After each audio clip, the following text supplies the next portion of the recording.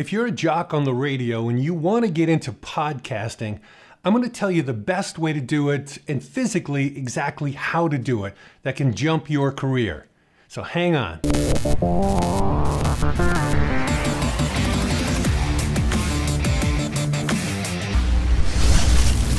Hey Buckaroos, welcome back to Musicom Academy. Today it's about podcasting, but more specifically YouTube podcasting. Now there's something that I want to show you and a couple things I want to talk about, but generally today what I'm going to be doing is I'm going to show you my studio and I'm going to take you through the pitfalls of what I went through to kind of get ramped up to be able to do these videos. And if you're thinking about podcasting, you really should be thinking about this. And so there's a couple things that I want to throw out to you. One is, if you're thinking about doing podcasting and you're working at a radio station right now, I noticed in Radio Inc. that there's two guys that have cease and desist orders and they cannot do their podcast, in Georgia because the stations, I think it was Cumulus that was going after them, that shut them down and the judge went along with it, which is really odd because judges don't normally shut down people for trying to earn a living, but they did. And one of the main reasons was evidently, again, I'm not a lawyer in this thing, so I'm not privy to everything, but from the article, it was that they were taking basically things from the radio station, not stealing, but things that they had used at the radio station and are using them on their podcasts. So let's put it in old time terms. Say you had a couple neat drops that were for your show and they're on a cart, or you're on the hard drive and you'd hit them. It's your show open music or something like that. They grabbed those instead of doing new stuff. Okay, so the case was evidently, well, they're taking from, that was paid for by the radio station. You can't use it, so they shut everything down. So bear that in mind. The other thing is, it's this thing, which I'm going to be showing you on the screen right now as I go through it. This is a Coleman study along with Amplify, Steve Goldstein's company, Coleman Research, and they were going through podcasting and what makes it better or worse and what people want and all that sort of stuff. Now, evidently, I think it's September 6th is when they're going to actually release all the data, but today they did a teaser on Twitter, or X, and this is a thing that really stuck out to me and what I want to talk about today, because I did this for you in one of the lessons probably 2 months ago, and I think I mentioned it probably a year ago prior to that, because I had the feeling that this was going on, and when I usually get a strong feeling about something, no matter how odd it is, it almost always turns out to be true. You just get too many indications in different places. And what it was that if you're going to do a podcast, or if you're going to do anything and you want to get ahead, you got to be on YouTube. Because as I mentioned in that Steve Harvey lesson, okay, which is back a ways, I'll put it up on the screen here so you can see it and trigger your memory. In that Steve Harvey lesson, it was really clear that there's a difference when they can see you and when they can't see you. Audio is great, but video just ramps it up to a whole nother level and makes it extremely personal. Again, for somebody like Joe Rogan, you can listen to his Spotify casts, but there is an enormous amount of people who either listen or watch or both at once his YouTube podcasts, okay, because you can see him. And if you want to look away and, go do something else, you can do that and you're still listening. So it's the audio, but there's another element, okay? I mean, obviously, you don't have to dwell on that. It's pretty obvious that TV has audio and visual. But here's some things I want to go through with you. Is it more enjoyable to consume your podcasts on, and then it's either YouTube or Spotify? YouTube comes out 70%. Spotify, 30%. Number two, what's easier to use? YouTube watching or Spotify listening? Amazingly, you would assume that just listening would be easier, but YouTube comes out ahead and it's double. Okay, 33 to 67. And finally, what makes better podcast recommendations? I'm not really sure what this is. It's double, 62% to 38. It's pretty much double. Is the recommendations what they're recommending doing the podcast, and maybe it's better because you can see what they're recommending, maybe that's what it is, or that the person likes to recommend a video one, a YouTube one versus a Spotify one. If you're going to say, hey, you listen to podcasts or something, oh yeah, I watch X, maybe they want to say that twice as much as I listen to why. I'm not sure. I don't know what that is. But anyway, I want to go through some stuff of what it takes to actually get on YouTube and do a channel. And, I can't tell you what kind of show to do because that's up to you, whatever you want to do. But I'm going to give you the physical stuff, the minimums, and some of the mistakes that I made that you don't want to get into because it cost me a lot of money to make the mistakes that I did. I'm kind of somewhat glad that I did because ultimately a lot of it is buying equipment. And then you buy something and you go, I'll be able to use this, and you use it like once. Although the more I do this, the better I get at editing, the more I start to use all that stuff that I bought. But for you starting out, you don't need any of that stuff. You really don't. You need some just very basic things. And I'm going to go through them. Okay, number one, this is what you need. You need a phone.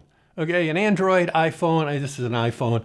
And it doesn't have to be great. What you do want, though, you do want it to be able to shoot 4K. And you do want it to go for a long time. Some phones won't do that. They'll go for 15 minutes and the video stops. You don't want to do that because, man, it's real easy. If you're cutting stuff to go over 15 minutes, you go over that in a blink. And a lot of times for even these lessons, I'll do a lesson and it might be 45 minutes. And then I start editing it down and I get it down to like 22 minutes or something like that. Because, you stop, you redo something over again. You pause for a while, you got to look down at papers. So you want something that just keeps right on going, okay? So that's the video. That's the minimum that you need is a phone. And you know what? I'm pretty sure that you have a phone, that'll do video right this moment. So you're already like 90% of the way there, okay? So far, no cost, right? Okay, now, what's the next thing that you need? The next thing that you need, you're going to need some sort of a microphone. And you can do it in a lot of different ways.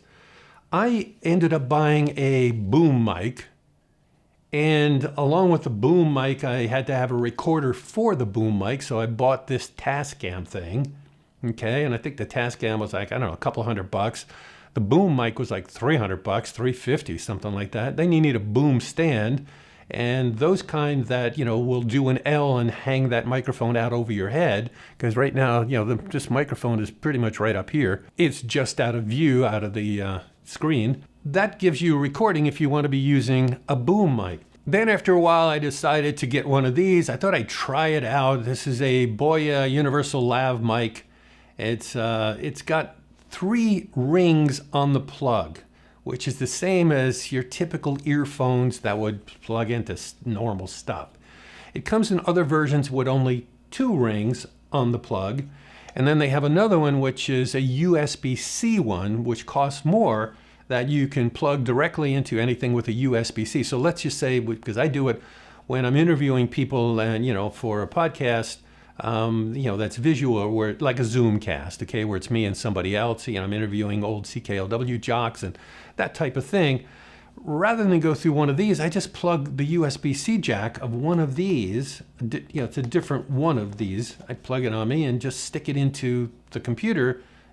Let Zoom know it's there. Good to go. And you just go record. Effortless, super effortless. And those are a little bit more. They're like, $45. Okay. So, but these are like $30. They're like nothing, and they're really, really, really good.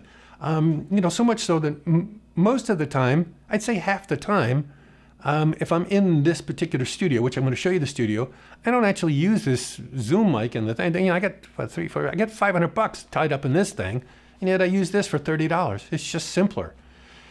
Now, this obviously doesn't record. So what do you do? How do you record then? Well, I use this thing to record. Okay, this is a Rode Wireless Go 2. And you actually get 2 of these. You get 2 of these, and then you get this thing. This is a receiver. This thing, both of them, like if you're interviewing another person, these things throw to this. And, it's a wireless signal. It's good for, a couple hundred feet, which is, longer than I'm ever going to do. So this sends to this, and this has an output that you just hook it directly into your camera, and it's picking it up. So, the camera's shooting you, you're talking into this thing, and you can do it by using the mic, this mic will plug into this, okay? And then this sends to the other piece, okay? And then that goes into your camera and you're recording directly on your camera from any distance up to 200 feet. Now, one of the things that are really cool with this thing is awesome, and you get two of them. Okay, there's a little clip on the back, which hopefully I'm on close-up shot, I'm showing you right now. And you know, this is like a dead cat, where if you're out in the wind, this cuts the wind so you don't hear anything. If I take this thing off, okay, that's the way it really looks, okay? But the dead cat, you know, kills the wind. But anyway, if I take, if I take this thing, you can just do this, clip it onto you, which I think in a lot of the lessons that I've done, you actually see me like this, because this thing also is a digital recorder, and it'll record like up to 5-6 hours straight. You can just put it on, the thing starts to blink, and you know it's recording, and it's automatic recording, it just handles it. And it's also doing a safety zone, so it records on 2 channels, okay? If you wanted to do 2 separate things on each channel, you could do that. Same thing with that wireless receiver that's, clicked to the mic. But this is a standalone by itself, okay?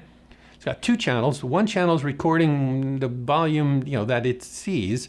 And then the other channel is got 6 or 7 dB lower, so you don't distort ever. You always got a safety channel. And this is awesome. The downside of this, again, I'm going from memory, I'll put the real thing on the screen. I think this thing is about $300, but you get 2 of them. And there's other ones, DJI makes pretty much the same thing, and they just came out with new Wireless Go Pros, and that's got 32-bit recording. With 32-bit recording, evidently the headroom is strong enough there that if you're recording too low, you can bring it up and you get no noise. If it's too high and you're sort of distorted, you can just pull it down and the distortion disappears.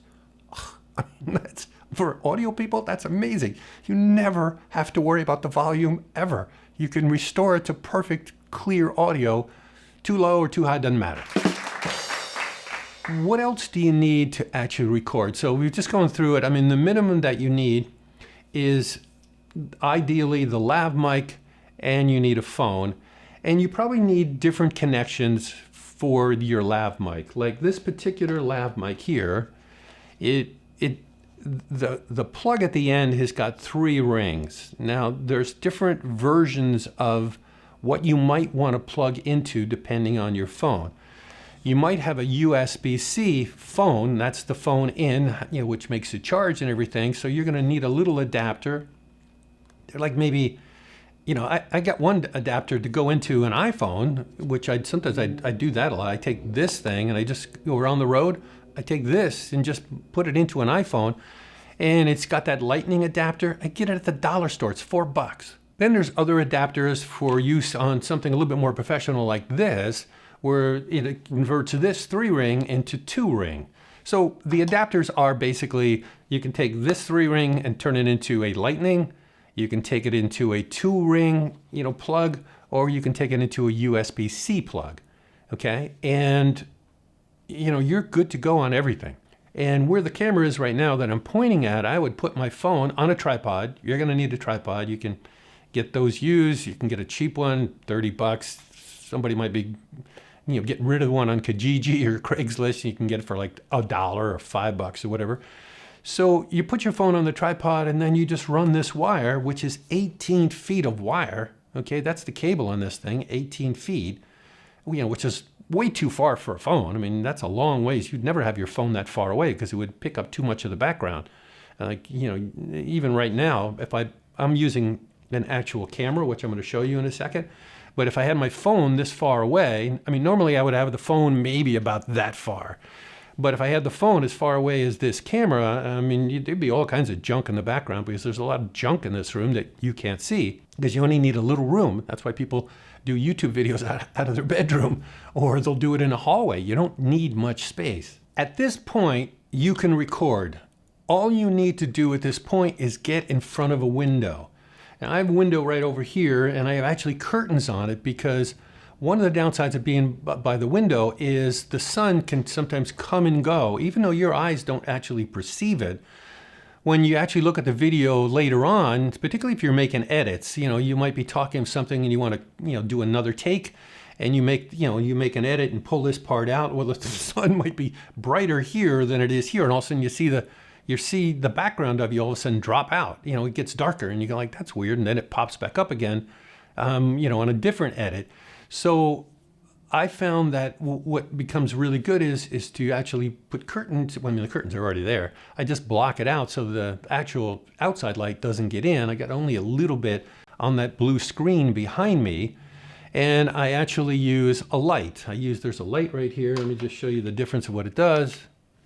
All right, okay, so you throw this baby on, and you're gonna need one of these lights if you wanna really be serious about this. I mean, this is one of those things where you don't need it to get rolling, but once you start to get rolling and you get decent at it, you really need a light. And these lights don't cost a lot. I think you can get a lot of different lights, and you can get them for like $50. You can buy people's used lights. In many instances, I don't know if you can see, you probably can't see, but I'm going to show you.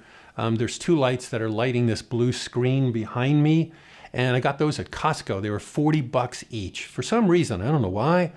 If you go on Amazon, they're like $150 each, but at Costco, they're $40 each Canadian dollar. So that's like $30 in American, okay? And those other prices I was giving you were American prices. So these are like $30, and they're great lights, and they're daylight temperature. So, they simulate, sunlight, okay? So you don't want something that has a really weird tint, although your software for editing can take that away, but you really don't want that. You want to start out with decent sunlight temperature, and that's what these lights are. You can adjust the temperature. I set them full blast, so it's just like bright daylight, and everything is matching, and everything looks good. This light, those two lights back there, they're all the exact same temperature, and therefore it's easy to edit because I don't have different color schemes on on my face or on the background. Okay, so I'm going to show you this light and give you an idea of what it is. I don't remember what I paid for it, but I want to say it's, it's again somewhere around $200 for the light.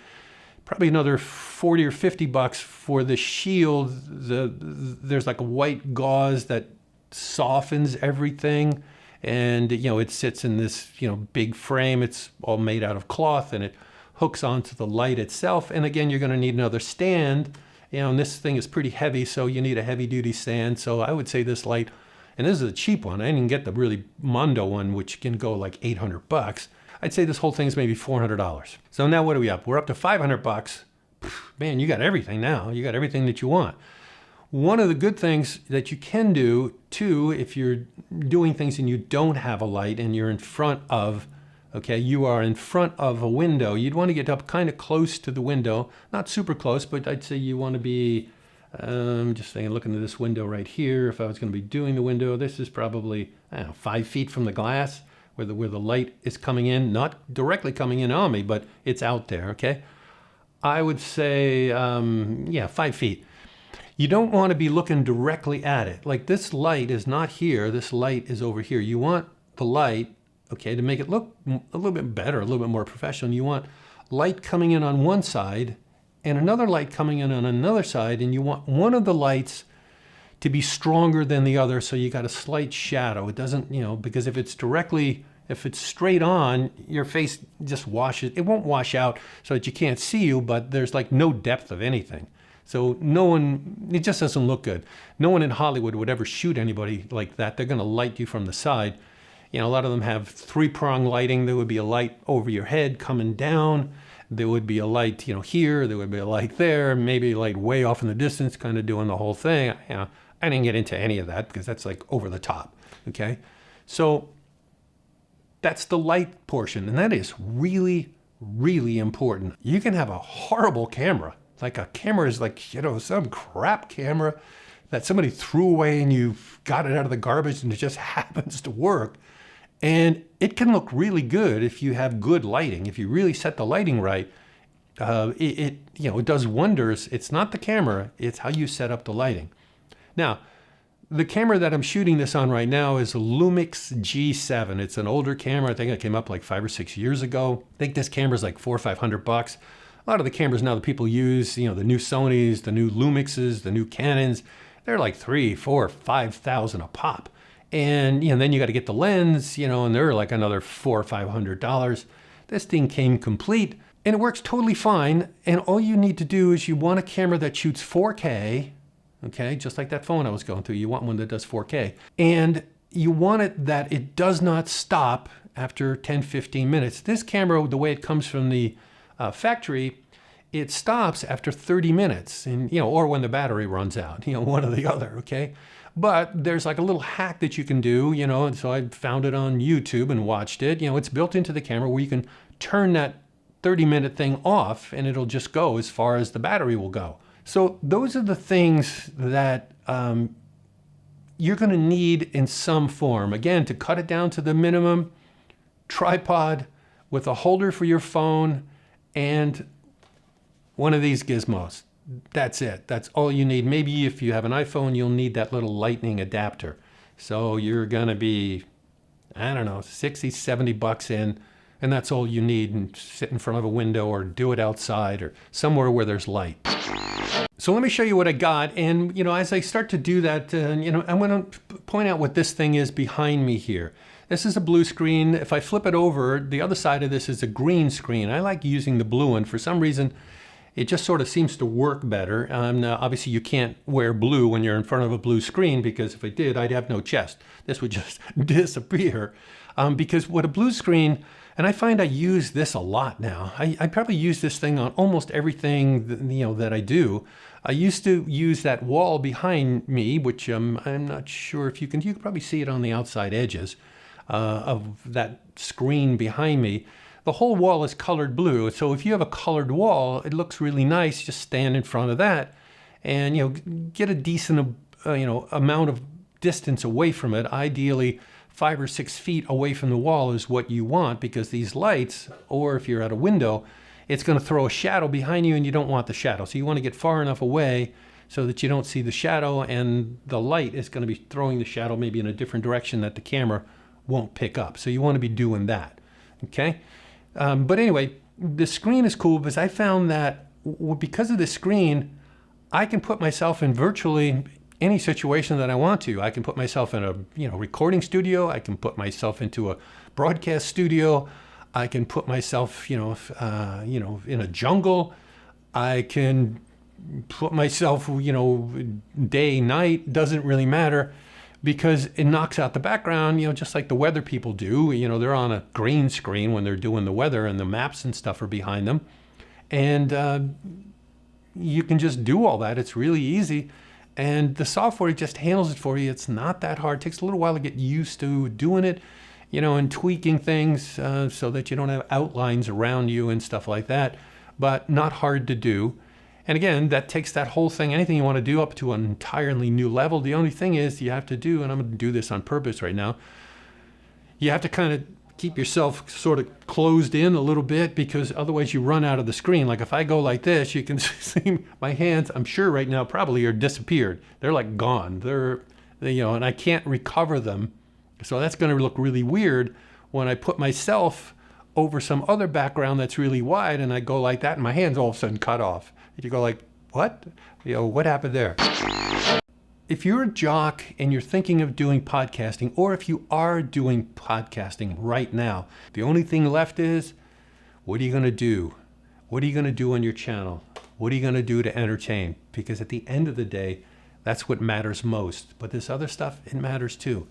And, like the Coleman research that I was showing you earlier, being on YouTube really, really jacks your podcast into a whole nother dimension.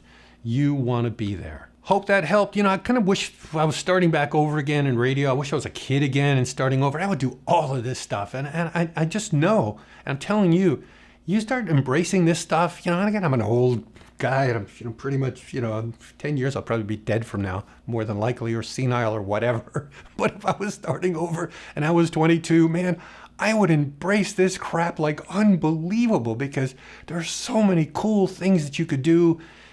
And again, go all the way back before I end this thing, I just want to remind you, you really need to be careful of something, a contract that you sign, of who owns what that you do. And you don't want to be caught up in like that cease and desist order of those two guys in Georgia, where all of a sudden they want to do a podcast and they want to do their own thing because they got fired. and all of a sudden they can't because they're using stuff from the station. You want to be pretty religious about, man, I'm not touching anything that I used at the station, that I did at the station, that I said at the station. An idea, I want to keep it to myself and not mention it that, oh, well, you had that idea and you thought of it and you worked on that while you were still working for us. Yeah, you don't want any of that to happen, because you want to be able to, essentially, in this day and age, you want to get fired and move on to your own thing, and nobody can stop you from doing that. No one. Anyway, hope that helps. If you haven't subscribed to the channel, by all means do that. Until the next lesson, thanks for watching. Really appreciate it. See ya.